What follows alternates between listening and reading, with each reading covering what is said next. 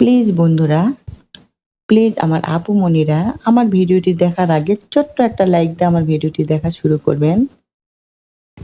আসসালামু আলাইকুম রহমতুল্লাহি ওয়া বারাকাতুহু।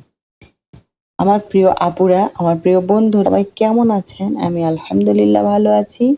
আমার ফ্যামিলির সবাই ভালো আছে। দোয়া করে যাই যেখানেই থাকেন ভালো থাকেন, সুস্থ থাকেন। আজকে আমি বানাবো একটা হেলদি নাস্তা। এটি হচ্ছে হোয়াইট ব্রেড। এই ব্রেডে প্রচুর ক্যালোরি। আর এটি হচ্ছে ব্রাউন। আমরা যারা একটু বেশি হেলদি তাদের জন্য এই ব্রাউন ব্রেডটি অনেক উপকার। এই ব্রাউন ব্রেড দিয়ে আজকে আমি সকালে একটা নাস্তা তৈরি করব। আমি কিভাবে করি সবাই আমার সাথে থাকবেন। আমি একটা প্যান বসিয়ে দিলাম সামান্য পরিমাণে একটু তেল। এখন আমি দিব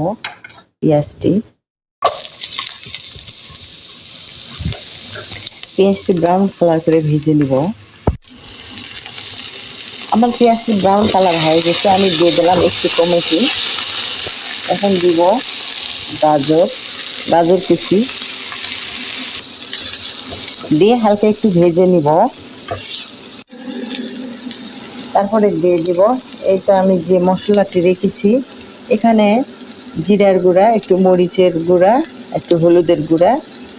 আমি বেশি কিছু দিইনি যেহেতু শুধু ডিম, বেশি মশলা দিতে হয় না ডিমের মধ্যে।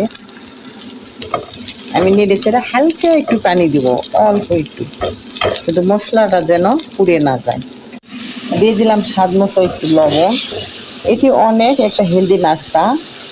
আমরা যারা ডায়েট করি তাদের জন্য এই নাস্তাটি অনেক পারফেক্ট। আপনারা একবার হলেও এই নাস্তাটি তৈরি করে খাবেন। আমি ডিমটি দিয়ে দিলাম। এখন ভালো করে সবগুলি একসঙ্গে মিক্স করে নেব। এটি একটা সহজ, খুব অল্প সময়ের মধ্যে এই নাস্তাটি তৈরি করা যায়। এখন ভালো করে ডিমটি সহকারে এলে সবগুলি ভেজে নিব। এই তো ডিম আর গাজরটি ভাজা হয়ে গেছে। এখন আমি নাস্তাটি বানিয়ে নিব। অনেকে আছে এই সাইডে এটি আবরণটি কেটে ফেলে দেয়। আমি কেটে ফেলে দিলাম না, অপচয় করা ঠিক না। আর আমি দুইটা নাস্তায় শুধু তৈরি করলাম, শুধু আমি খাবো। এখানে তোমরা কাঁচামরিচ দিতে পারো, আমার কাছে কাঁচামরিচ নেই। আমার কাছে যে উপকরণটি আছে ওটি দিয়ে আমি সকালে নাস্তাটি তৈরি করে নিলাম। এখন আমি এটি গরম করে নিব। এই মেকারটির দ্বারাই আমি এটি গরম করে নিব।